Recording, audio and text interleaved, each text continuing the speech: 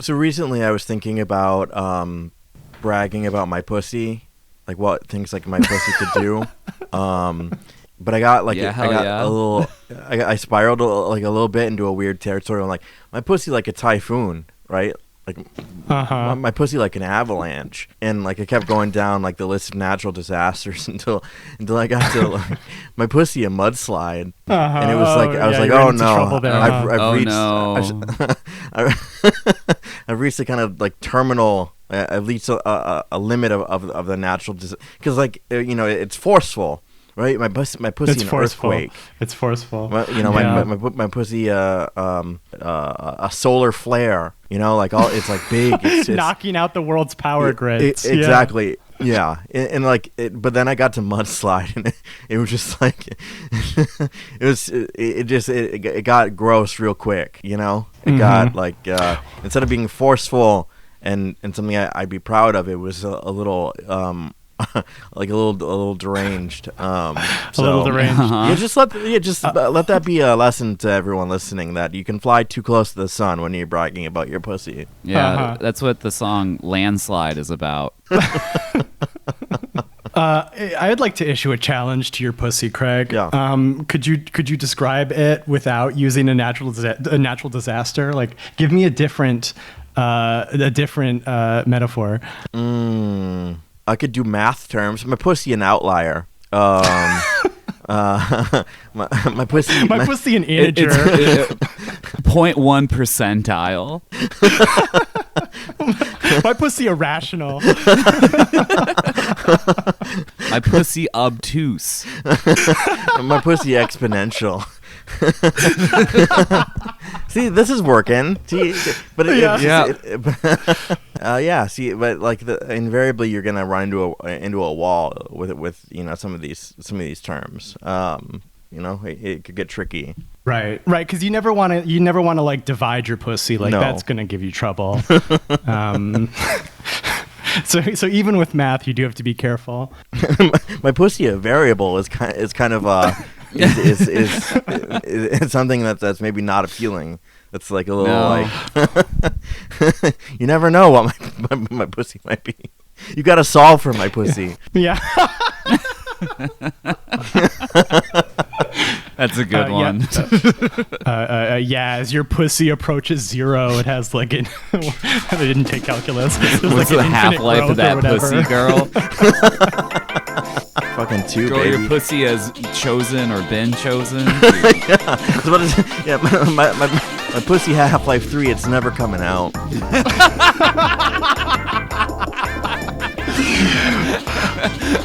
Pussy delayed another decade. Hello and welcome to Swim Fans. This is your number one movie podcast for the week. I am your co-host, Euthanasia Day at the Geriatrics Hospital. I'm Josh McKenzie. I'm desperately trying to shake hands with the president. I'm Craig Neeson. Loved by thousands, hated by millions. I'm Jennifer Hawking. This week on Swim Fans Unknown Pleasures, we are talking 1975 Paul Bartel film, Death Race 2000. Just do it.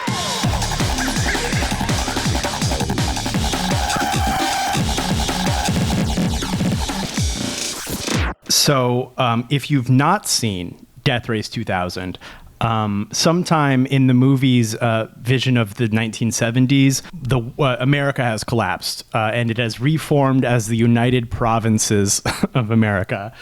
And so in order to so America has been reformed under like a despotic president, and then in order to feed America's growing bloodlust that's grown from the 70s all the way to the year 2000, they have done a new blood sport. Okay, the Death Race is a car race from Manhattan to New Los Angeles, where the drivers will drive cross country, and they are encouraged to murder as many people with their cars as possible. And there are point systems based on the type of person that you kill with your car, and in the manner that you do it. So we have sort of our cast of characters. There are like 5 finalists for the Death Race this year.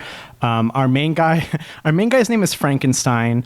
And he's like the death race champion. He's been in every kind of car accident that there is. And he recently got back from Europe where they gave him like robot arms and legs because he's been so mangled. Besides that, you have Joe Viterbo, played by Sylvester Stallone. Hell yeah. I've never seen him not as a leading man. This is pre-Rocky. Yeah. Joe's whole thing is that he's like second best to Frankenstein, and so he's got a massive chip on his shoulder the entire race. And then you've got sort of just like your like incidental characters.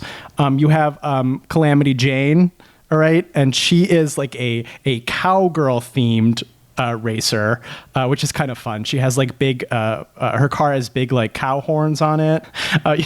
You have Matilda the Hun, who is an entirely swastika themed racer. Yeah. It's just more swastikas than you would expect to see in one motion picture.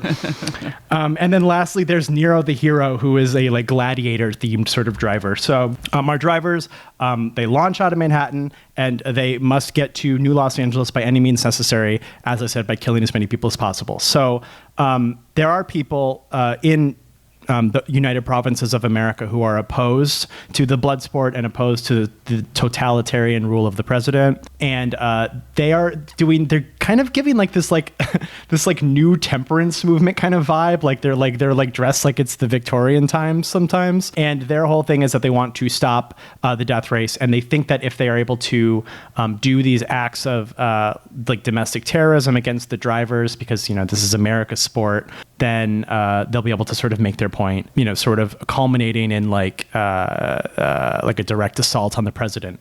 So right off the bat, they score the resistance scores over their first kill. They blow up Nero the Hero's car. So there's actually only 4 racers remaining. Pretty quickly, the movie skips right to like the middle of the country. Like they go from Manhattan to St. Louis. And this is sort of when you kind of get like a check-in about the characters. So Frankenstein, his navigator in the car, Annie, they are new to each other. They had just met when the race began. And they started to get a little close, but they start to get closer here in St. Louis. At first, Frankenstein thinks that Annie is sort of betraying him because she's spending a lot of time with Joe, but we find out that Annie has done this to trick Joe into taking a road that will not indeed take him to New Los Angeles. This sort of the second leg of the race begins. And they have sex. Okay, because this is a weirdly horny movie. So Frankenstein and Annie have sex for the first time in St. Louis. So that the next leg of the race is St. Louis to Albuquerque, and the drivers are now getting more aggressive with each other. Matilda the Hun and Calamity Jane are sort of like beefing. At one point, Matilda like murders Jane's navigator, so now Jane's alone. And so they're kind of doing like a dogfight kind of deal on the road. And then the resistance strikes again. They're doing like Acme Wild E. Coyote stuff. They have like a what looks to be a tunnel set up over a cliff. And they trick a driver into getting off the road and going off a cliff through this tunnel. So as Matilda's being chased by Jane, Matilda falls for the trick, and the neo-Nazi car goes over the side of a cliff and explodes, again, like Wile E. Coyote. So now there's just 3 racers left. We have Frankenstein, Joe, and Jane. They check into Albuquerque, and now there's sort of like more tension between the drivers because now Joe is fully aware that Annie has tried to trick him, so he begins to strangle her to death, like in the garage. Frankenstein catches him, and Frankenstein and Joe have like this brawl, like they just go at each other for like a couple minutes, and Frankenstein is the victor. After which, once more. Right before this, in between, this is huge. In between St. Louis and Albuquerque, Frankenstein makes a huge discovery. Okay, Annie is not just his navigator; she is also the granddaughter of the resistance leader. And he figures this out because she won't murder somebody with the car, and also she seems sort of to like keep driving him into traps set by the resistance that he keeps getting out of. So we now know that she is trying to stop the death race, but. They're still like, he's still sort of like, I don't know, they're still like dickmatized with each other. Like, it's just like, they're still like too horny for each other to stop doing what they're doing. So like, so after he saves her from Joe, they still hook up and they're like in love, even though they are on opposite sides of the struggle. So the movie finally ends. Jane is killed by a landmine by the resistance. So now it's just Joe and Frankenstein racing to Los Angeles. And I think Joe has more kills at one point, but also finally Joe and his navigator are killed as well by the resistance. And then finally at the end here, we see that it is also Frankenstein's mission to kill the president. So as the final car, as Frankenstein and Annie pull into New Los Angeles, I mean, they kill the president. They just like drive the car right through like the grandstand that he's on, killing the president. And then sort of the epilogue of this movie is that Frankenstein and Annie have gotten married. And Frankenstein is so beloved by the people that he is elected the president. And his first order of business is to abolish the death races. So they accomplished what the resistance set out to do. In one last moment of vehicular homicide, they kill this like naysayer reporter who's like, America needs the death races. What are you doing? And then they just kill him with a car. And that's kind of the end of Death Race 2000. I chose this. So I have like a series of car movies that I have to sort of begin whittling down because I am pitching a story about cars and racing cars. This has been on my list for a minute. I want to start like sort of going through these sort of reference points to get through. And this one came up when I was doing initial research for the book. This movie is kind of like if Rocky Horror had cars, and it's awesome. Like the movie is like it's definitely more of like an action comedy than just like a pure action movie, but the movie is completely irreverent. It feels. I mean, this was 1975, so like America had already done atrocities in Vietnam, but like this feels even more, I would say, relevant now than it may have felt then. Just with America's like wanton bloodlust and that sort of thing. But yeah, it's completely over the top. It's very themed, which is great. The level, what really reminds me of Rocky Horror is both the irreverence of it and also just like there's like a bespoke kitsch to every part of the movie, and it's really fun. All of the cars, like I said, are like designed like wacky races. There's like a scene where it's the same room, but it's lit differently, so you don't think it's the same room. But Frankenstein and Annie sleep in this room that's just like a warehouse with like one small bed like in the middle of it. It's awesome. And like just everything about it feels like so bespoke and like designed, even though it's like fairly cheaply looking designed. But there's clearly so much like love put into this weird little movie. I had a blast with this. I loved that unlike other racing movies, the racing was like the fourth biggest concern of the movie. Like it really didn't care about cars or like the rules of the game. It was mostly about having sex and getting killed. So like that was really nice because when I'm writing my book, I'm worried I don't know enough about cars because I don't really know that much about cars. So it was very gratifying to see something I liked so much that had nothing to do with cars, really. Yeah, I thought this was so much fun. I loved everything about it. Yeah, I like that this has like no pretense of being grounded at all. It's like I exist solely to bemuse you with big, giant, colorful symbols. There's something, especially to that like swastika car, the Turning Point USA car. I was like, wow, that's like an Alejandro this is like an Alejandro Jodorowsky movie, you know, but just by virtue of it's like abandon, you know, like it's like notionally about racing, but it's actually about sex and sexuality and like, you know, that like one like poor like little girl, like, you know, she's like, I won the like contest or whatever, and I give my body to you, Mr. Frankenstein, and he's like, no, that's fine, that's all right. But you know, part of what really tickled me about this film is Wacky Races. Is that the name of the cartoon, the Hanna-Barbera? Yes. Yeah. Yeah. Mm-hmm. So yeah, I watched that a lot as a kid, or at least it's really present in my brain, so I must have. And, you know, Dick Dastardly and Muttley, you know, the Italian man and his laughing dog. It just, you know, it was pleasing, I think, to see something so colorful, something so deliberately eccentric. I don't know that it like completely lands on anything, which I don't really need it to, honestly. Like what I was pleased by what was like the set dressing and the costuming and the characters' bizarre motivations and all the fun props. I'll just like, I was barely like, I don't know, pulled along by the narrative. What I was pulled along by was like the promise of seeing a new fun thing every scene. And the movie really doesn't disappoint in that regard. There's so much amazing set dressing and clothing, and there's that like composite, like this is when the futurists thought that every future city would look like the Space Needle. Like there'd just be like Space Needle towers in every city.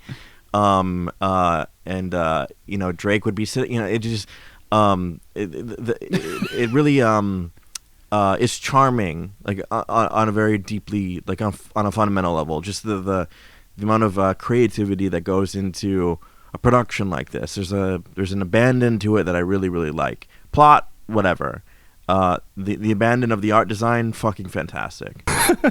I fucking love Death Race 2000. Insanely important film to my personal development. I had this like downloaded, so I watched it over and over again, along with like OG Running Man and the movie version of Westworld. Like, when you have like 5 movies and you just sort of keep them on loop while you're doing stuff. Oh, yeah. Yep. It's one of those for me. So I've like seen this and listened to it like 100 fucking times. It's like gleeful in its violence, and it's so much fun. I love that they have this like Verhoeven-esque like focus on like the media. And I love like the announcer guy who's like explaining the rules and how many points each type of person is worth, and how it's 10 more if you're a woman. And it's like if you kill a baby, it's like worth so many points, man. Like it's so just like aggressively distasteful that I think it'd be pretty hard to find it offensive in any meaningful way. But I also like that it kind of like extrapolates that out to like, so people would be like sacrificing the elderly to their favorite racer, or like sacrificing themselves. Mm-hmm. Like we voted on this girl to get killed by you. Like I like that they had thought of so much about like the cultural impact of it, but at the same time, like the movie doesn't make sense, but they still like thought about it enough to have fun with it. I like that it doesn't really take itself too seriously. It's not gonna let like a good joke fall to have the movie make more sense, and I think that's important for a movie as like wild and garish as this one is. I love the costumes. I love Frankenstein's costumes so much. It's that like fucking like gimp suit with a cape, and the fake fucking burns under his mask, and his fucking snake car is so sick. I just want to drive that around. I want to put groceries in that thing, if you know what I'm saying. Like I want people to see me driving. You want to be seen in that car. Yeah. I want people to be like, holy fuck, snake car, Maybe it's got an oil slick, maybe it doesn't, I like just how the art direction, like the harsh matte paintings where it's like clearly like the perspective's not right, like it's so it's so much fun, man. And like I don't want to talk down to the movie or whatever, because I genuinely love everything about it, but like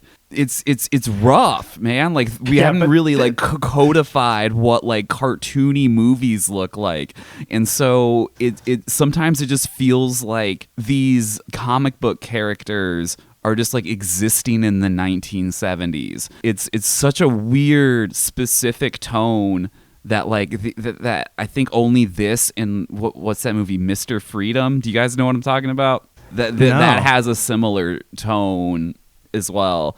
I love that tone specifically. Probably not for everyone, but I love it. I think like you both had such good like other like tonal or visual comparisons. Like I think that there is a real like Jodorowsky quality to this movie. Like when she, when the super fan is in like that like sacrificial robe in the middle of the street, it is like so. Yeah, there is such a Jodorowsky quality to it, and like when you said that, it was definitely like, oh, totally see that, and yeah, the sort of the metaphor that's so heavy-handed that it shouldn't work, but it absolutely owns it, is very like Verhoeven to me. That like, you know, this movie is about how like evil America is and how much Americans, you know, love their violence and their integration into everyday society, even at the cost of their own lives. And it's so on the nose. And yeah, that does make me think of Verhoeven. So like, yeah, it's really such a synthesis of a lot of things I really enjoy. Speaking of that race announcer, that's the most British American guy I've ever seen in my fucking life. He looks like Austin Powers. Yeah. Every time he spoke, I expected him to be British, and he wasn't. And I was like, "Are you sure, man? Just give it a try." Got a Madonna that accent in there. Yeah. He's got like a Beatle haircut, and he's got like an ascot on, and I'm like, that guy's not from Pennsylvania. Don't lie to me. I guess just to sort of start it off here, like like we've all sort of already mentioned, the movie does have like a bigger than you would think emphasis on sex and sexuality for a movie about racing cars. Again, like the race is like not the concern of the movie. It's really it's like a MacGuffin activity to get them through the runtime of the film. But like the bulk of the movie is about Frankenstein and Annie honestly having a pretty frictionless romantic and sexual relationship. Like even when he's been like absolutely betrayed, he's like, it's fine, actually, I don't give a shit, like whatever. Whatever, you look crazy in that like jumpsuit that you're wearing, and she does look crazy in that jumpsuit. Yeah, the movie is just like mostly about them like hooking up and like, I mean they like quote unquote fall in love, but really it's just they're just like horny like 5 times in the movie, and that's kind of the same thing. But even then you have like this the navigator for Joe, her name is Myra, and she's like a really like sexualized kind of character. Like her titties are out. She's supposed to be kind of like a bimbo type character. I mean I don't know what their relationship is. Like he like hates her, but he also doesn't hate her at the same time. But like, I mean, their whole thing is also kind of sex appeal. It seems like actually all of the drivers have like a sexual vibe going on with the navigator and the driver. The Nazi couple, she's like doming that guy. I guess that's what's happening. that like fake Rick Moranis looking dude. Yeah. And then Calamity Jane, like I guess she's also kind of doming him because like he's there's the only line her navigator gets is when he's like, yeah, I wish I should be the driver, not her, but she's winning, and I don't know, she gets to drive and he doesn't. So like there's all of this like sexual sort of relationships between the characters, and then like if you can imagine. We just talked about this in Repo Man. I was like, this movie will do anything to get Emilio Estevez in his underwear. This movie will do anything to get these people naked. And I mean anything. Yeah. Just like this flimsiest excuse ever. They get to St. Louis, and all of them are just nude and getting massaged by masseuses of like the opposite sex. You know, probably this. Maybe there's a meta commentary here about like America's sort of like flippant idea of sexuality as long as nobody's actually having sex or enjoying it, right? Like you can have tits out whenever you want them, but the woman has to be getting killed by Freddy Krueger in order to see them, right? So like nobody can be like enjoying sex, but you can see them incidentally. And so like maybe that's sort of the commentary that they're going for, but it's all of these like hot naked people just like getting filmed for the news. And yeah, Frankenstein is like, I mean, they put him in this costume, but really the movie is looking for any excuse to make David Carradine be naked. So yeah, it's an incredibly horny movie, and you would not think it would be from the first 5 minutes. His whole thing is that no one knows what he looks like. Right. And he gets out of that costume so often. You see a lot of David Carradine in those.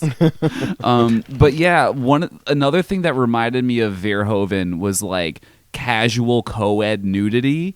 Just sort of like people hanging out in like in Verhoeven movies, it's like locker rooms or whatever. That's really the vibe I got from like the everyone getting a massage in the same room directly next to each other scene. Yeah, that's true. I can't prove that he saw it, but I think he did. What I want to know is if Wacky Races saw this. Like, this has to be like the direct parent of Wacky Races, because like Wacky Races predates this. I want to say Really? Wacky Races would have been like late '60s in like the I'll be Hanna-Barbera damned. golden age. Okay, well let then- me Google it. Well, I was gonna. Yeah, I'm wondering how I saw that. I don't know if we had like a VHS of it, because I don't think it had many episodes. But it's just, 1968. interesting. It didn't have many episodes, but when we were kids, Cartoon Network used to run all the classic Hanna-Barbera Yeah. stuff. So they yeah. played Wacky Races like on loop. That makes Yeah, sense. yeah, Okay, yeah, that's probably it then. Especially because like that, I think Cartoon Network launched in the 90s as well, and they had to like pull a lot from the archives to keep 24 hours of cartoon programming on the air at all the time. Yeah, more Hong Kong Phooey than you're really excited to sit through. Those shows are not good, man. I Scooby-Doo was like the first non-Disney movie cartoon that I can remember loving, so I simply have to differ. Scooby-Doo is like the good one. Like that's like the height of Hanna-Barbera animation.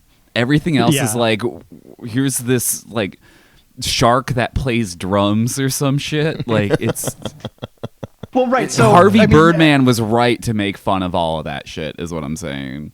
Well, yeah, because they're like, okay, we got a hit on our hands with Scooby-Doo, so let's make Josie and the Pussycats, which is the same thing. The same thing. Let's do Jabberjaw, which is exactly the same thing, except for instead of a dog, it's a talking shark, and also they're a band. Yeah. Don't ask any questions. Yep. I think there might have even been a fourth one. Was there one with a werewolf? There was a Scooby-Doo with a werewolf. No, there was. I have this distinct memory of a cartoon on like Cartoon Network or whatever, like an old one. But they would show their werewolf friend pick photos of a full moon to force him to transform into a werewolf. Yes, that did exist. What was that? I remember that. Please tell me you're Googling it. I am. Oh, No, I I have can. to know. I can. I'm doing it. Okay. While he's looking that up, okay, Jen, you've seen this a lot, so I want to know if like I missed a line or something. So like when Frankenstein like takes his like mask off and he's not like burned or fucked up at all, are his limbs also not robot limbs? Like Great all of question. Okay. I believe that they are replaced, but I could not tell you 100%. I was also curious about that. Fangface. I've also never learned that lesson. His name was Fangface. Fangface. Hold on, I have to Google that too. Me trying to insult a vampire. Hey, Fang Face. Hey, Fangface. Oh, he's so cute. I like Fangface. Yeah, he's very jock with it. Yeah, he has interesting. Yeah, but yeah, that's just a Scooby-Doo lineup. Backwards baseball cap. Yeah. No, that's a Scooby-Doo lineup. You've got the Fred posture, Literally. the Daphne posture, but this Velma's is like bullshit. a gangster. This Velma's is Velma's like an Italian plagiarism. street tough. Oh, This holy is Ruby shit. Spears. This wasn't even fucking Hanna-Barbera. Wow. Yeah, this cat, like, there's clearly a Freddy. Wow. Holy shit. Like, wait, what's up with this short guy? That's what I'm saying. They replaced Velma with like an Italian gangster. with like a mob goon. That's actually an inspired choice. That Fangface was right. Fuck it. They were right for that We're one. bringing back Fang Face. Who owns this? Probably Warner Brothers, the Paramount Warner Brothers blood clot that now is part of Hollywood. Hire me to do a Fangface reboot. I could do it. It could be mine. I believe it is owned by Warner. Perfect. I'll pitch it. We'll get it done. Yeah. Fang Face. The second season, titled Fang Face and Fang Puss, aired as a segment on the Plastic Man comedy/adventure show. You can't say Fang Puss. That's not legal.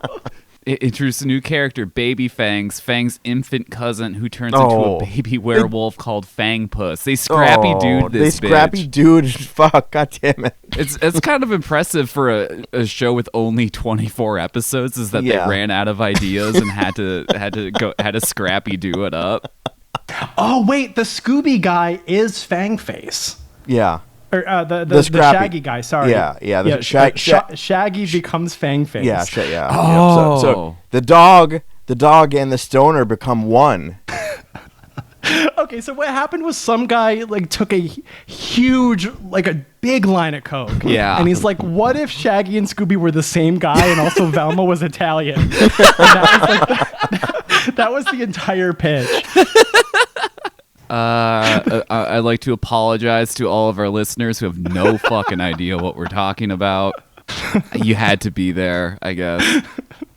Google Fangface, treat yourself. We'll get a campaign going. I'm going to bring it back. Yeah. I think the show could be good, actually. Yeah. We're SWIMFANS pod, and somehow we also own the rights to Fangface. Josh is going to reboot Fangface, and he's just like jacked. Anyway, so Death Race 2000. The Frankenstein thing was, I think like maybe what they might have been going for is this sort of like American myth building where they're like, all right, Frankenstein he's like our new American hero. He's like the blood sport version of Babe Ruth, right? So he's been so gnarly that he's been like decapitated and they sewed it back on. His limbs are Swedish metal. His face is all burned up and he has to like be that sort of symbol, I guess, for the government. And that's all that I can think of. I'm like, I don't know why else you would have him remove his burn scars like 12 minutes into the movie otherwise. I can't imagine the purpose. No, it could only be how hot David Carradine looks. I don't think he looks that good. I'm like, when he's got like a 70s leading man thing going on though. Well, yeah, I appreciate that he looks like a regular person, which, the 70s had on lock. But when he's with Annie, I'm like, you're too hot for him. That is true. All the Annie women are leave. way hotter. Calamity Jane, call me. Dude, she's hot as hell. God damn, dude. I enjoyed all I can think is that they're referencing the temperance movement, like the leader, Mrs. Payne or whatever, she's like dressed like it's 1905. She has she's buttoned all the way up and she has a brooch. She has like a floor length skirt. She just looks like she's from a different era. This is the kind of thing that the movie can't go into lest it become a movie at any point. But you wonder what exactly, because they're like, oh, we want to stop the blood sport because it's cruel.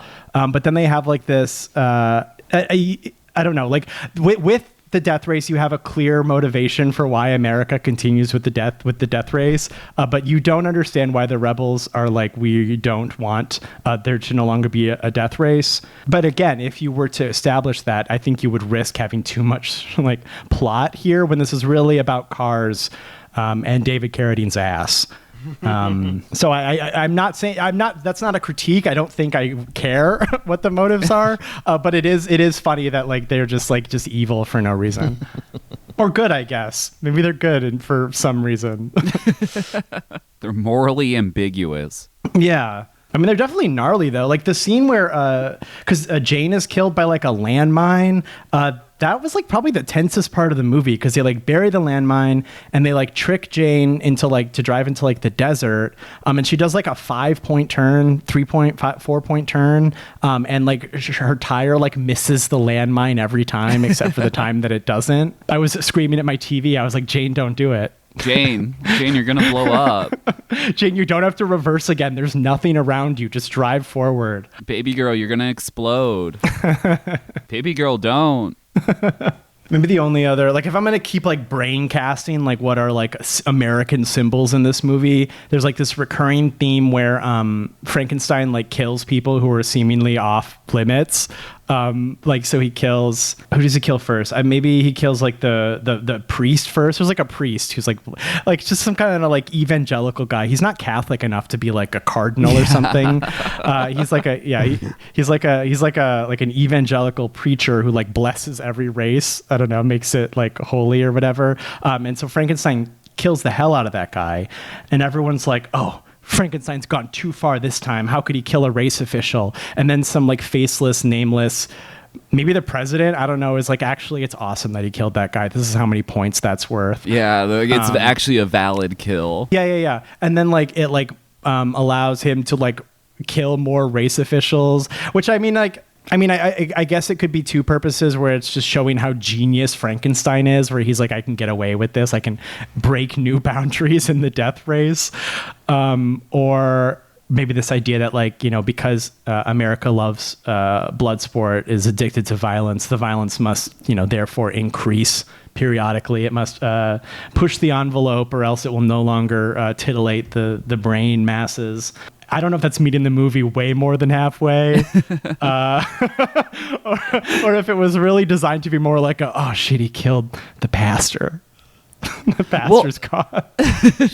I like that they frame the person that he kills as like he's some sort of like preacher, but for the government. Like that's how I've always read him. Yeah. Is like if like the government became a religion, he would be like a bishop or something. But I love how just oppressively evil they are, and I love that scene where the president, Mr. President, is introduced, and like you see like this like it's like this orange staircase, and it kind of looks like the Daft Punk Technologic music video, and he goes up this like staircase pyramid thing, and then he just sort of like. It like crossfades, and he just sort of like emerges from this thick orange fog in order to tell people how little they deserve out of life.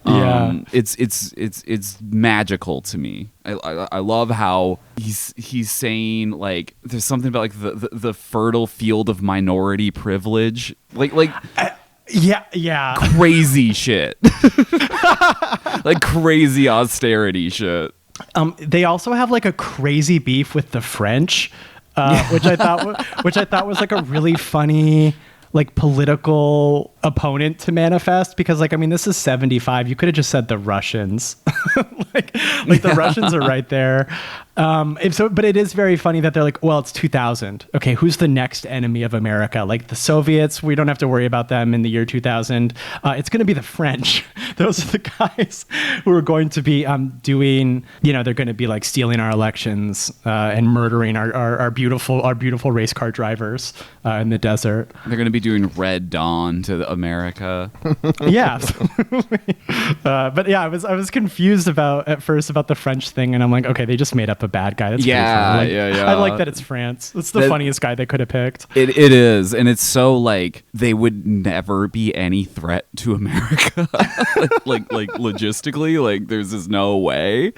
I like how like completely absurd it is to just be like, you know what? It was the fucking French. Can you believe it? Like there's like no. Like it's so meaningless. Well, and it's like half-hearted too. Like the president isn't even like, I don't know. Like they didn't do any like cinematic language that's like, oh, this is like scaremongering. Like to me, it feels like he just picked a country out of a hat. Yeah, and he's like, the French did it. Which again might be very generous to the movie, but I'm like, that's a pretty funny way to frame American foreign policy, because we do kind of just pick a boogeyman out of a hat to fuel the next forever war for the next 15 years or whatever. We just pick a new guy to get mad at. Very astutely observed. But I also like that they don't even stick to the lie. Like, okay, because they don't want people to panic. Like they want people to think that the death race is like going on. So when the drivers start dying, they're like, oh, the French bombed them. The French hit them with the French cars. Okay, so the French are doing death race to us. But then they like give up really fast. Like they, because I mean, like the 70s didn't predict the internet, right? So there was no way for the public to have learned that the French wasn't killing the drivers. But they just sort of give up, and they're like, yeah, the drivers, but it was the domestic terrorists. Actually, we give up. It's fine. Jen, do you know anything about like the, and I have one more like context question for you after this. Do you know anything about like the making of the cars? Because like, I mean, the stunt people seemed like they were really doing car stunts, but the cars seem fake. Like they seem like they're go-karts with like a snake on top. But also they kind of feel like cars when they're like driving them on the streets. Is that anything you've ever read about? It's like the car models? I actually haven't really done too much research into that. My guess is that they were probably real cars that they just sort of like stripped down and swapped out parts for all this ridiculous cartoon shit.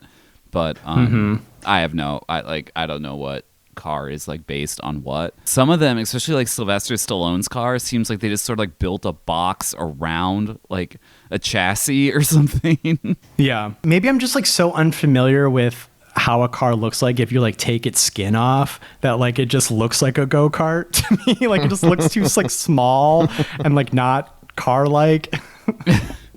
I don't know. What do I know? And then, okay, wait, because I think I've heard you talk about this movie before. Is Rollerball also car-based? Because this was made in like, or wait, was Rollerball made in response to this? One of these was made in response to the other. I think they came out the same year. Oh, okay. I want to say those are both 75. I don't know. I'll fact check that in a second. But no, Rollerball is more like a blood sport roller derby kind of thing, where there's like this big metal ball and they have to like all have like football pads and roller skates on. They just sort of like bash into each other and like try to get the ball to like the goal. Rollerball owns. Okay. I love Rollerball. Yeah, I remember you mentioning it when we were in college, and then I never thought about it again. But then when I was reading about the movie, and they were talking about how it was like, apparently contemporaneous with Rollerball, I was like, oh, I should watch Rollerball. But then when I was like looking at the Wikipedia page, like without going to the summary, just like the header at the top, I was trying to figure out like what kind of sport Rollerball was, and I'm like, is it cars? It doesn't say it's not cars. No, think like roller derby or something. Okay, that's still pretty awesome. Yeah, it's a good movie. The first time I saw it, I was really bored when they weren't playing Rollerball, but then I watched it again a few years later, and I was way, way, way more into it. Is it a similar tone to this, where it's sort of schlocky? I mean, it probably takes itself like a touch more seriously. Okay. But like, it is still mad 70s science fiction. Like the font in Rollerball is crazy.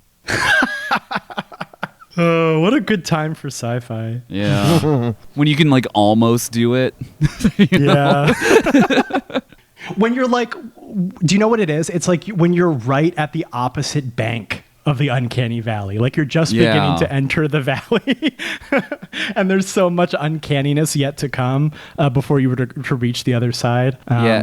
I don't want to glaze him too much, but like Ridley Scott really did a lot for the way like science fiction films looked.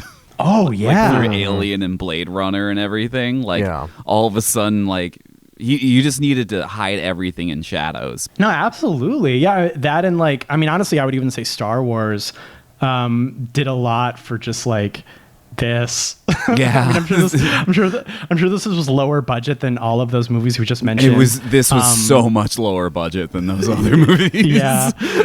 Yeah, but like to your point, like when I started up Death Race 2000, I was like, oh, I love a movie from the mid 70s. But when I see Alien, I'm not thinking that it was made in the 70s at all. I'm just like, I love Alien because it's kind of transcendent of its time. Timeless. Yeah. This website, grindhousedatabase.com, says that most of the cars are Volkswagens that have been rebodied. Interesting. Nazi car. Frankenstein's car is a Corvette, though. They didn't really have to do anything to that Nazi car then. It was pretty much stock from the factory, right? That came stock, man. Yeah. You normally have to take all of those off. But...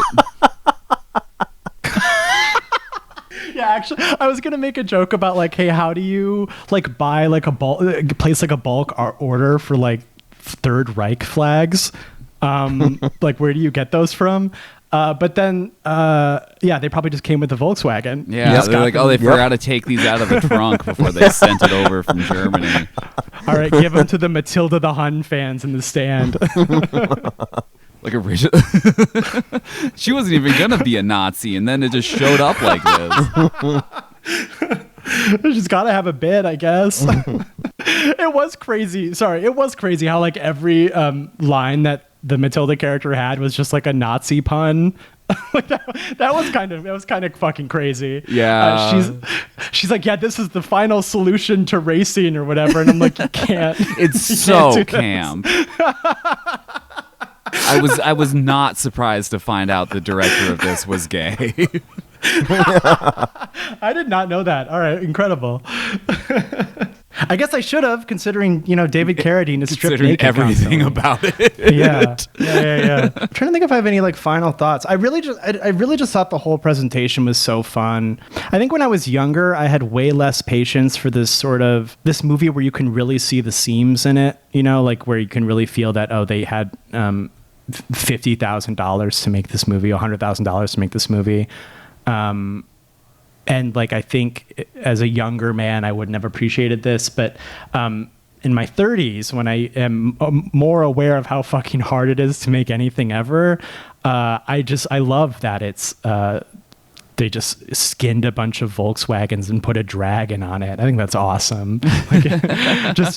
Just the more artifice that I can see, the more it feels like people did their best with what they had, and it's incredibly charming. Yeah, I loved that when I was a teenager. I loved that it was you could see the seams on it, because it would make that stuff feel aspirational to me as someone who made stupid videos with their friends in our backyards or whatever. So those are all pros for me personally. Yeah, I think I've come to the same place where it becomes a point of admiration, because it does make it feel so tangible.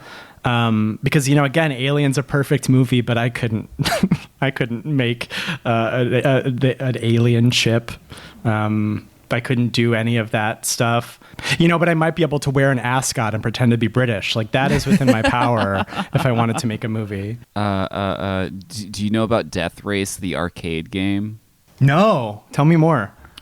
So it came out in the wake of the movie. I don't think it's an official adaptation, and I think they're legally no, it wasn't inspired by that at all, but it's it was a year or two later after the movie came out. You're not fooling me. You just independently came to the phrase Death Race, and you made a game about running over people with cars for points. No, you didn't. Fuck you. You're not gonna Rihanna Disturbia this to me. You clearly were inspired. But it was one of the first super controversial video games, because you could just kill people who were not showing any harm to you at all for points. And so the movie's a little more influential than maybe you would think. That is interesting.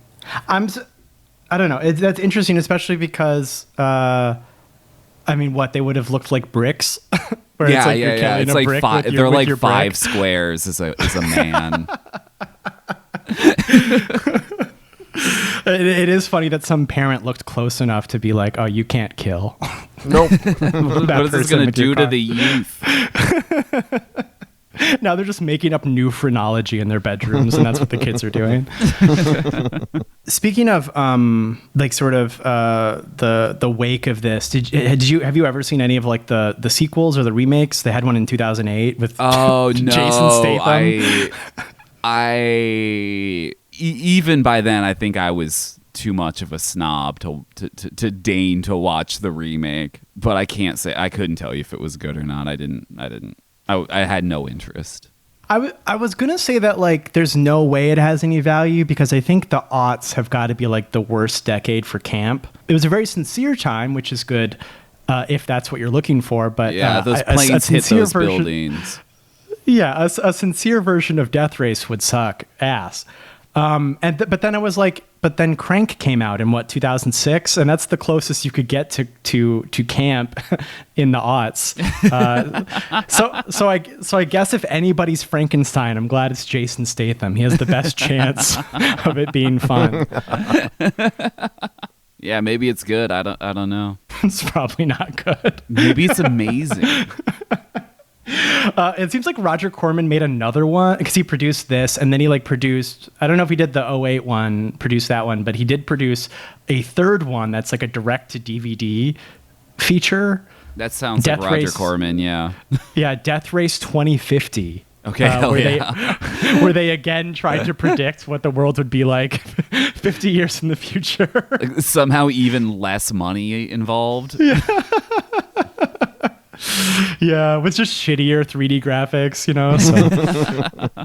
Do you guys have any final thoughts about Death Race 2000? I like this more than The Purge. I would rather. Oh my God! Yeah, I'd rather live in a sci-fi hell world where Death Race happens than one where The Purge happens. Yeah, well, that's exactly what I'm saying. Because I think The Purge was like 2008. And there's no camp in the aughts. So it was just, what if this was literally happening? I think I was in high school. No, we saw it together in college. The first one? The first Purge, yeah. Okay, well, the early 20 Then we teens saw the second one when we were aughts. in Chicago. Okay, well, the early 20 teens were basically the aughts. I'm still right. You couldn't have camp until like 4 years ago. They banned it in America. Yeah. Sorry, Greg, I cut you off. No, my final thought is I'm telling my kids that this is the Hunger Games. Purge was 2013. Yeah. The first one? Mm-hmm. Oh, Jesus, that's so late. I would have guessed like 2011. Yeah, and then we saw Purge 2 in 2014 when we were living together. They cranked those shits out. Yeah. I didn't watch any of them after that, but I did hear they got better after that. But I'm not fully convinced after my experiences of watching the first two. I saw one that I really liked. At a certain point, there are rich people hunting poor people. I don't know which one that is, but I remember enjoying that one. I think that's all of them. Well, it was different though. It was actually like an arena. I won't like it. It was like a 15-minute sequence when they're in an arena, and I remember thinking, "Oh, this is the best Purge I've seen so far." There was one of them that I didn't see, but it was like very like America themed. Like maybe it came out on like the 4th of July or something because all the marketing was like red, white, and blue. Do you know what I'm talking about? It was like the Purge election year. It came out in 2016, and I believe it had like ironic like Donald Trump like MAGA branding on it. Maybe that's why you can't have camp anymore, because real life is too campy. It just sucks too bad. Yeah, the tagline was "Keep America Great." We have to end it all. Brutal, man. That's not fun. Yeah, do you Death remember? Race would never do that to you. Do you remember? This is one very specific moment to me where a podcasts that were recorded before the 2016 election got released after the 2016 election, and everyone assumed Donald Trump was going to lose, and so it was like a month of listening to like previously recorded podcasts where all of them goes, "Oh, thank God, we're almost done with that guy." Yeah, Death Race 2026. It's going crazy. I think the Purge that I kind of liked was called The First Purge, which was the first Purge. That explains why they not to be confused with The First Purge. Correct. Because you guys fucking got the Xbox first One ass name. Because you've got the first Purge, but also you've got the first Purge. Yeah. Naturally. That does make sense why they would have tried it in an arena before they would just do it in like Dearborn. You know what I mean? Yeah. Where it would just be like a suburb. Yeah, I mean, there's a racial element to it as well. It's in the city, but I remember I remember being actually like slightly. I could be totally wrong, but they like bus in because like the Purge isn't working, so they bus in a bunch of psychopaths to like murder people, like the government does. The Suicide Squad. Yeah, I don't know. It was I remember it being very because the first one's just a home invasion movie. I just remember being like, oh wow, this one has some. Like they're actually trying for something, so I don't know. Don't fucking quote me on that. If you see the first Purge and you don't like it, it's not my fault. It's not Craig's fault. He was talking about the first Purge. Yeah, you fucked up and you watched the first Purge. Yeah, idiot. Shit, what was I gonna say? Who knows? It probably wasn't funny. Final thought on Death Race 2000. I like when that like super fan comes and like basically spiritually throws herself at Frankenstein. She has like this necklace or like choker that's like black, but it has like a zipper that matches Frankenstein's that goes all the way around her head. I thought that was so sick. It was a very modern look as well, with the choker and then like sort of like the length of the skirt. It felt very like, I'll see that around LA. Yeah. It's a very Brooklyn outfit. yeah, it's probably more Brooklyn than LA. I gave this 4 stars. I think it's a lot of fun. I loved that really it just wanted to be as horny as hell. The cars that they made were a lot of fun. I liked when they redacted the president. That was pretty good. It was wish fulfillment. Like Minecraft the president. Yeah. Hatsune Miku the president. Yeah, all really good. Super fun. 4 stars. Yeah, I think I gave it 3, but honestly, like in reflection, I'm just thinking of all like the again, I can't follow the movie's plot or trajectory, or maybe it's just not interesting, so I glaze over it. But again, all the set dressing, what we're talking about, like seeing a professional art directed crew make a movie's aesthetics blossom into life is a treat. So I love that for it. It's 3 stars? Oh, I don't know, 3.5. I don't know. Just fudge it. I don't know. Who cares? 3.5. 4 stars for me. Loved it. Love it.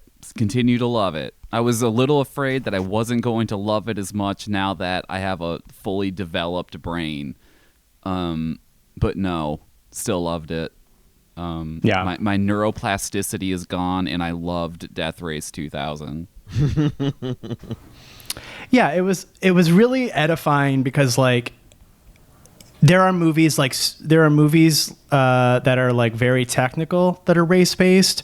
Sorry, racine based. Racine based. There are movies that are Leaving very it racing in. Leaving it in. And then you have movies that are like Death Race 2000 and like Speed Racer that are highly vibes-based movies that have cars in them. Yeah. And it's really gratifying because like I don't know that much about cars. And the interest that I have in cars kind of ends at like people's relationship to the cars and how fast they can go in the cars, and like the actual mechanics of the race and like the rules of F1 or like equivalent sort of races aren't as interesting to me. So it's good when I'm like writing this book and I'm like, how many rules do I have to make up? And then you see Death Race 2000 and you're like, oh, I don't have to, I can just do nothing actually. And it can still be pretty fun. You know, all things in moderation, I suppose. Yeah. Maybe you can like do a tax write-off on a Logitech racing wheel. I should just get one. I think it'd be just fun to have. Yeah, I have one. I love it. We can race each other. Oh, that would actually be really fun. Questions. Do we have any questions? Question. Josh, by combining a premise with a director, would you tell us about the movie that's going to be the next Who Framed Roger Rabbit? Oh, okay. A premise with a director to make the next beloved 2D, 3D hybrid movie where Bob Hoskins is naked a lot of the time. Where you get to leer at Bob Hoskins. Let me think. Okay, Joel Schumacher, right? Like, I feel like that would work well because he's already kind of a cartoon, and he loves hot guys. So that's like half of what you need in the first place. And then what would sell in 2026? This is like Jen's kryptonite, but I'm going to say like a workplace comedy. Like you're the last human guy at like an indie bookstore. It's like a queer indie bookstore, right? They're vegan probably. It's Empire Records, all right, but it's 2026 and it's a bookstore. And you've got Bob Hoskins and like, 6 animated creatures who populate the space that all have their different personalities. But then in that case, I would want a different director. In that case, I would want somebody who... Can I be crazy? Kevin Smith. Honestly, okay, he hasn't had a hit in like 15 years. He hasn't had a hit in 15 years. That's even 15 years is kind of crazy to me. He hasn't had a hit since 1996, but 30 years ago. But I kind of think he could cook with that, or I would at least watch him try. Sure. And if not, the problem with Kevin Smith is that he can only make movies about where he is now. And so he could only make Clerks because that's what he was doing at the time. Whenever he revisits Clerks, he always revisits it through the lens of where he's at that point in his life. So I think him trying to like channel that, I think would just be, there would be something off about it. You're right. We need a younger person. Who are our premier Gen Z directors who could make this happen? Okay, because like, you know those people who make like those what is her name? The woman who did Fleabag, Phoebe Waller-Bridges. So one of those sort of like young people who were like a little bit online, but like in the way that you sort of have to be for it not to feel like it's from 2006. You know what I mean? That could work. Yeah, especially if you're like a little tongue in cheek with it, about Bob Hoskins' animated employees at this vegan bookstore. What if Can I say mine? Yeah, please. Okay, follow me here. Guillermo del Toro's Fang Face. That's a day zero buy. I'm in. Yeah. That's a pre-order. You see, he's both the monster and the man. Yeah. And he really wants to fuck that Italian guy. No, absolutely. So you've got Jacob Elordi as this Freddy guy. All right. Ayo Edebiri is the Daphne character. Hell yeah. And then the Italian is like the guy who played Paulie in The Sopranos. And then the guy whose Fang Face is the cartoon. That's gas. That's going to go crazy. Yeah. I think I'm really onto something there. Warner Brothers, get at me. I would also just love to have Ayo Edebiri and the guy who plays Paulie in The Sopranos just talk for like 10 minutes. I think that would be a lot of fun. It would be like, what was Species, when it's like Forrest Whitaker has to like reckon with the fact that he's in the movie Species. He's just like too good for it. Yeah. Yeah, Del Toro could work. Yeah. Oh, I don't know. I don't know. I think it would be funny if like you made someone that had like a stick up their ass, like make Who Framed Roger Rabbit again. I think Ari Aster. Oh my God, yeah, that'd be so funny. Christopher Nolan. Oh, yes, that's it. Christopher Nolan. He needs to be punished for his fucking like, I'm making movies about great men because I'm a great man, and then we have to knock him. We have to knock him down a peg, and he's the fucking cartoon, and he has to like sit in a cuck chair at one point. It's just I want to be humiliated. I think that's yep, that's the answer. My problem with that is that Christopher Nolan doesn't deserve half-naked Bob Hoskins, but it's still a pretty funny answer. We need to give that bitch some whimsy. Honestly, I hate to say this in a way that this seems somewhat feasible, but I feel like Wes Anderson could do this. Oh, 100%. Yeah, probably. It's his jam. I wouldn't like it. No. I wouldn't like what he did, but he would make a movie that people would post about for certain. Yeah. 100%. It's your Wes Anderson's guinea pig.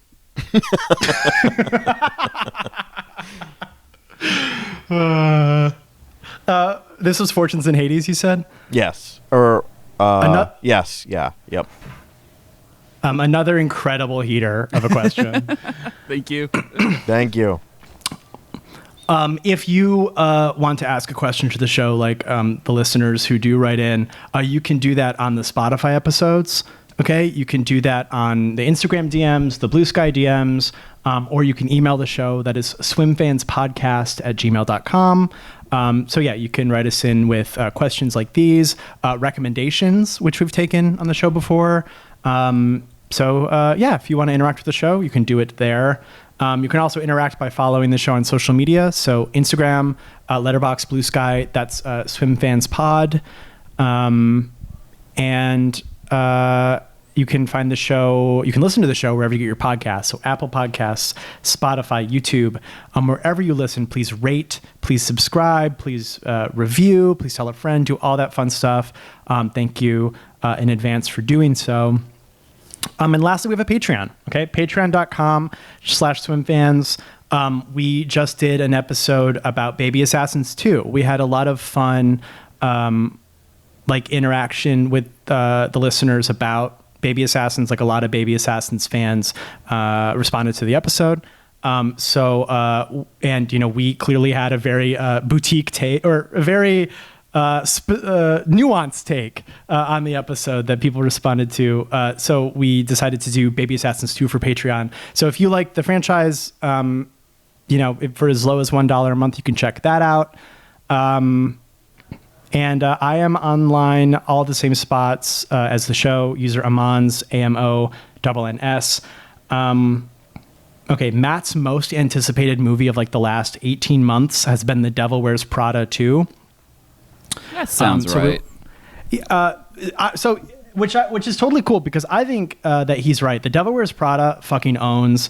I think it's one of those movies like Legally Blonde that everybody likes, and I think it's because it's just a movie that's really well put together and it deserves it.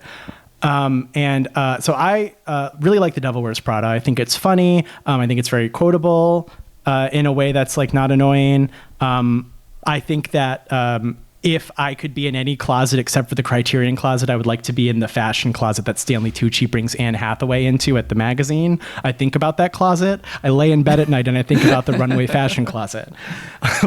Let me into the closet. So we went to see The Devil Wears Prada 2. I didn't like it very much. It's just, times have changed so much in 20 years. And I think the movie is very self-conscious as a result. You can't do the mean catty fashion jokes. In the first one, for example, they're not nice jokes, they're mean, but Stanley Tucci is constantly teasing Anne Hathaway for being a size 6, which is a very thin woman, to be clear. And that's part of the joke, is that a size 6 is not a large person. Of course, it's been 20 years. So those sorts of jokes aren't in the movie. The movie refuses to sort of do any catty fashion jokes like that, which is strange because it's about the most famous people in fashion in this world. So it's about evil Anna Wintour. I just think they would be in there. But the movie's very self-conscious about it. And so it's always qualifying. Anytime it makes a mean joke, it has to soften it. Anytime the movie is glorifying fashion, there has to be a line immediately after talking about all the evils of fashion. Which I'm confused by, because it's just the times, right? We're way more aware of the evils of fast fashion, the body policing that goes on in fashion. But I think we do have to these characters aren't us. All right. They're people in this movie. And I think they would make jokes like that. But it's like a Disney movie made to profit off an extremely successful movie from 20 years ago. So I think they just can't really go for it in a way that they used to be able to go for it back when, The Hangover could shout faggot at the screen in 2008. Yeah. So they have to sort of temper it. But as a result, I think the movie's very self-conscious. It's always checking itself to make sure there's the requisite number of references to the first movie, to make sure it's not being too mean or too catty.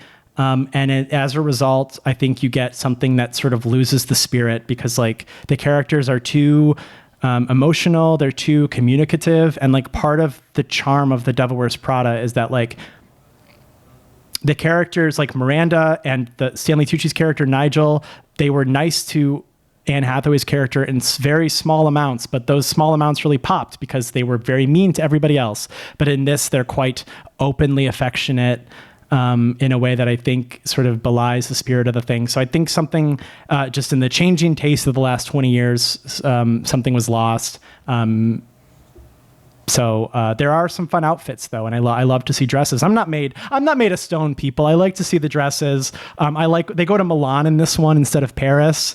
I like when they go to Milan. I didn't have a bad time with the movies, I guess. Jennifer. You can follow me on Blue Sky, diatron5.swimfanspod.com. I'm on Letterboxd Diatron. I guess I watched some movies, but really I've just been playing Drakengard. I'm wrapping it up. I've unlocked all of the ally characters. One of them's a woman who eats children, which is fun. Many such women. Yeah. She made a pact with like a fire and water spirit for her womb, and now she is driven insane, and well, everyone who makes a pact is driven insane, but her particular insanity is that like she wants to eat children, and you get another ally character who is a child, and she just sort of like hangs out behind him and is like waiting for him to die so she can eat him. Also, her name is Ariok, which is the name of the god that Elric of Melniboné pledges fealty to in those books. And I think I compared the two stories a few weeks ago, and I think I was so fucking right. It seems like direct inspiration to me. Big fan of the story part of Drakengard, not a huge fan of the game part of Drakengard. Craig. Oh, yeah. You can find me at Craig Neeson on Instagram and Letterboxd, craigneeson.com. I saw The Gulf of Silence. Thank you to Leo Garcia for finding The Gulf of Silence for me. So the film was, it's directed, all the effects, all the everything by one person. There's one actress. It was filmed during lockdown, and I think it's fantastic. I think it really captures a really profound DIY spirit at the same time that it does a masterful job of communicating loneliness in a character confronted with this past of seeing a UFO and being disbelieved. I think a lot of the film I was reading as very specifically, metaphor. But if one is expecting like devastating, Spielberg levels of effects, and you're going to be disappointed. If you are interested in how someone might make an effect with like light and shadow and maybe like water or something, like just in their apartment, it's really, really, I think it's worth your time. It's really short. It's only like 80 minutes long. And I got to say, from a writing, directing point of view, fantastic. And this actress who's asked to carry the entire narrative and the entire emotional like arc of the film on her shoulders through talking head sections, just really does a fantastic job. It's a really lovely fictional documentary, and I liked it a lot as a fan of sci-fi and sadness and aloneness. That is so intriguing. That makes me really want to see it. Yeah, it's good. It's really good. I'm not sure what the creator's relationship is to it now, but it seems like all their links are down. So I'm not sure. Maybe they don't like it anymore, but I like it. I like it just fine. Thank you so much for listening. We will check you. We'll see you later. Bye. Bye. Bye.